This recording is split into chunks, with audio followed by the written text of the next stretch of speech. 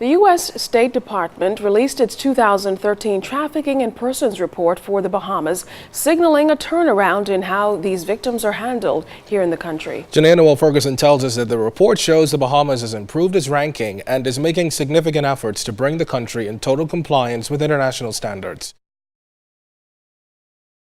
Acting Chief of Missions for the Bahamas U.S. Embassy, Alex Strogoloff, says this is a red-letter day for the Bahamas, improving its global ranking to Tier 2 in the Trafficking in Person report issued by the U.S. State Department. Particularly remarkable this year was that there was some victims saved who were involved in sex slavery, and the Bahamas did a phenomenal job in, first of all, identifying them as victims, secondly,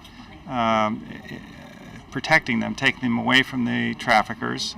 The Bahamas government says it supports the decision by the U.S. government and has already allocated $100,000 in this year's budget, among other things, to remain in compliance. The report recommended that the Bahamas treat those involved in human smuggling as victims of crimes and not criminals. Why do we have to spend all this money putting these people up and so forth and so on? But the truth of the matter is the common humanity, the global sensitivity to these issues,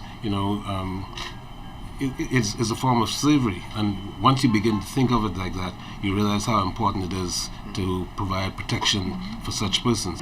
The report also spoke to foreigners in the Bahamas participating in illegal acts such as prostitution and exotic dancing, and even underage children participating in sexual acts.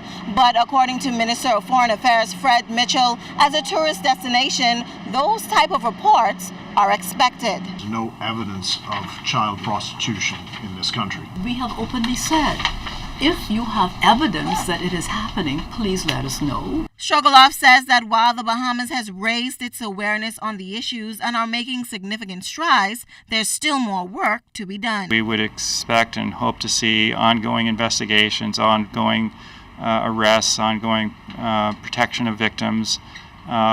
Again, it's the institutions that count. Government officials are satisfied that the Bahamas is now taking all of the necessary measures to ensure that the Bahamas remains in compliance. Janae Ferguson, ZNS Network News.